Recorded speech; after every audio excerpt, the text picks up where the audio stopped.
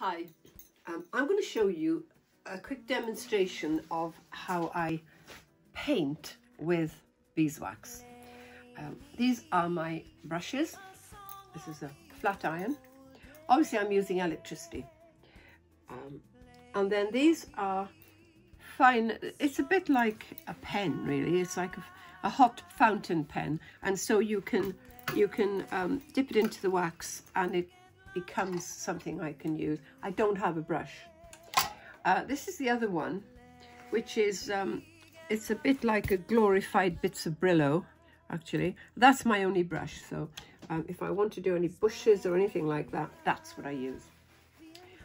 One of the there is one more actually, and this is, I persuaded my husband that I really wanted his Black & Decker paint stripper because it's just the right nozzle actually for beeswax, moving the sky around, the clouds around.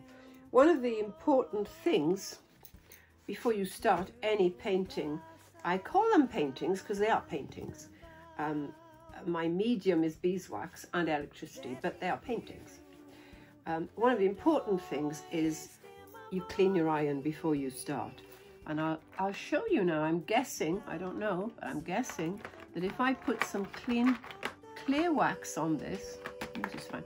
This is actually beeswax. So is this, totally different colour. And it depends entirely on where the bees get their pollen from. So different flowers. So I'm going to put some clean wax on there now, and I'll show you. It should take off some colour that was there before. So you see there's still vestiges of green there because that's what I was using last night. Anyway, leave that to one side. So now I'm going to show you how this works. How I'll just do a fantasy of some sort, a little bit of an abstract, different colours, and I tend to choose the colours I like, which are what they call the jewel colours, and you'll see why in a minute. So I'll put a panel down there, and then maybe this beautiful deep red, magenta, whatever, and then let's call it just plain blue. And then this is also beeswax pigmented with, I don't know, silver of some kind. So I'm just going to put it on. Now I'm going to just smooth. Now the iron is smaller than the card, but I'm going to show you how it actually, you see, you can do all kinds of mad things with it. I just ran the iron across it. I'll do it again. I'll put some more on, and I call it fun actually. It gives me great, I have fun with it, and that's one of the secrets, I think. A bit more silver on, and I'll do it the other way. And then if you lift the iron off a bit, you get all kinds of different effects, you see. Now, the beauty of beeswax is that it dries very quickly, but you can also play around like this, turn it round, dab it, get a different effect if you dab it. And if you use colours from nature, it looks very much like a landscape. You see, it's like a weird science fiction fantasy. So I'm going to show the camera. It's entirely arbitrary. This is just fun. So now I'm going to move it around with a hot air gun, and you can see a different effect. You have to wait for it to warm up a bit because this is not meant for beeswax painting, obviously. So you gradually get it to move. See, I mean, I have no idea how it's going to turn out. And that's one of the great joys for me, is that every painting I do is a discovery. I mean, it's different if I'm commissioned to do a particular landscape. That has to be very precise and detailed, and sometimes I would do a drawing beforehand to get, you know, obviously somebody's going to say, well, that doesn't look like my house or my barn or so on. So you see, you can move it around and get different effects. So let's have a look. Polish it now with a bit of good old loo paper because it's soft. I mean, it's cheaper than Kleenex, you know, tissue is too expensive, and you can polish it, and it just brings up the colours Doesn't mean anything because that's just an arbitrary patch of colour. Let's have a look. I'm going to put maybe a bit more blue on it, I think. Yeah, let's try blue. A bit more blue. That's a bit of a light blue really, but I'm going to put it on there, dab it, and you know, you can get different effects again then. Go back and start again if you want. And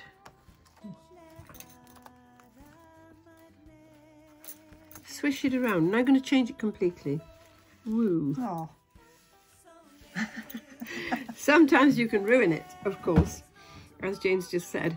So I'm going to leave it like that, but one other addition. It'll be dry in about 3 seconds.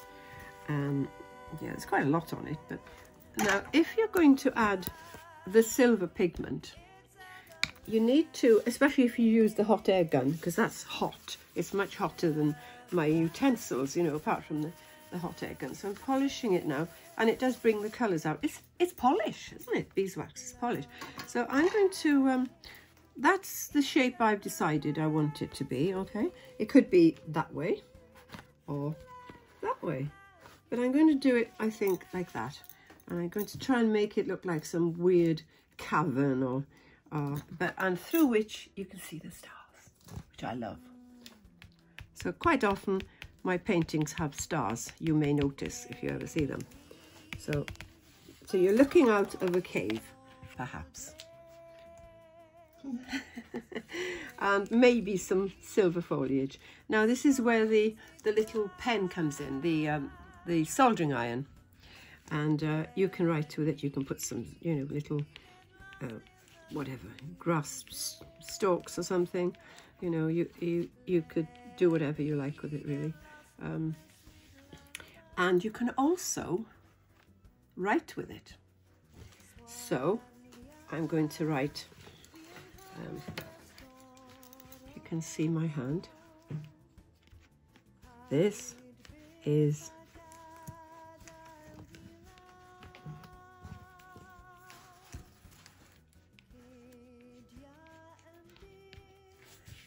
beeswax. And it just shows you can have fun with it. Children have a fun time. I don't think we officially give ourselves fun time, but I do. And I'm going to cause a little path out of here, I think. Oh, this is another utensil. It's a knife. My husband's old penknife, actually. And, you know, you can take it away and create a different effect again, you see? So, and then if you just smooth it away, and there's a little path there then. And I might just touch it up with a bit of silver just to make it look a bit more effective.